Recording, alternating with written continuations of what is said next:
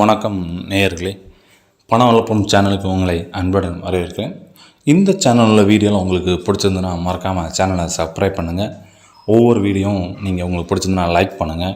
உங்களுக்கு தோணக்கூடிய எண்ணங்கள், நீங்கள் சொல்ல வேண்டிய கருத்துக்களை கமெண்ட் பண்ணுங்கள், மற்றவங்களுக்கு ஷேர் பண்ணுங்கள்.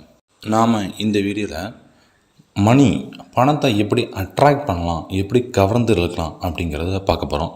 பொதுவாக பார்த்திங்கன்னா பணம் அப்படிங்கிறது எல்லாத்துக்கும் தேவைப்படுது. ஆனால் அந்த பணம் பார்த்திங்கன்னா சாதாரண ஒரு நார்மலாக ஒரு ஒர்க் பார்க்குறோம், ஒர்க்கு மட்டுமே அந்த ஒரு சம்பளம் மட்டுமே வருது அப்படின்னா நம்மளுடைய தேவைகளுக்கு அது பத்தாது. நம்மளுடைய தேவைகளும் சரி, நம்மளை சுற்றி இருக்கிற பொருளாதார நிலையும் சரி கூடிக்கிட்டே இருக்குது. ஸோ அதுக்கேற்றாப்புல நம்ம பணம் சம்பாதிக்கணும் அப்படிங்கிறது ரைட் தான். அந்த நேர்மையான வழியில் சம்பாதிக்கிறது தான் ரொம்ப ரொம்ப முக்கியம். ஸோ அந்த வகையில் இன்றைக்கி நான் ஒரு ரொம்ப எளிமையான மெத்தடை உங்களுக்கு சொல்கிறேன்.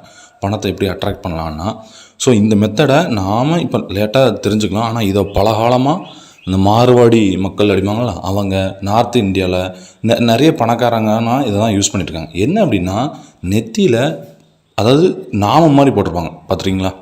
இது சாதாரண நாமம் இல்லை. இந்த நாமத்தை எப்படி போடணும் அப்படின்னா, குங்குமப்பூ இருக்கா, குங்குமப்பூ, அந்த குங்குமப்பூவை நீங்கள் பொடியாக மாற்றி நீங்கள் வீட்டிலே மிக்ஸியில் போட்டு அரைச்சி பொடியாக மாற்றி அதில் கொஞ்சோண்டு தண்ணி விட்டோ இல்லைனா பன்னீர் விட்டோ நீங்கள் நெத்தியில் அப்படியே ஒரு நாமம் மாதிரி இழுக்கணும். சரிங்களா, நாமம் மாதிரி போடணும். நீங்கள் நார்த் இந்தியாவில் நிறைய பேர் நீங்கள் பார்த்துருப்பீங்க. சில சீரியலில் கூட அப்படி சில பேர் அந்த கேரக்டரில் வரும்போது நெத்தியில் அப்படி விட்டுருப்பாங்க. அது என்ன அப்படின்னா, பணத்தை அட்ராக்ட் பண்ணக்கூடிய மிகப்பெரிய ஒரு விஷயம், ரொம்ப சாதாரண விஷயம்.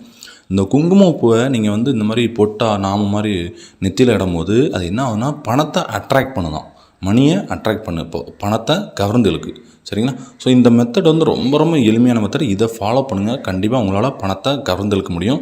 பொட்டு மட்டும் இல்லாமல் நீங்கள் இன்னொன்று என்ன பண்ணலாம்னா, உங்களுடைய பர்ஸு, அப்புறம் உங்களுடைய வீட்டில் நீங்கள் நகையில் வைக்கிற இடமோ இல்லை பணம் வைக்கிற இடமோ அந்த இடத்துலையும் சரி குங்குமப்பூவை கொஞ்சோண்டி வச்சுக்கோங்க. சரிங்களா. குங்குமப்பூ வைக்கும் போது குங்குமப்பூ ஒரிஜினல் குங்குமப்பூவாக இருக்கணும். சாதாரண வெறும் குங்குமமாகவும் கூட இருக்கக்கூடாது. சரிங்களா, குங்குமப்பூ.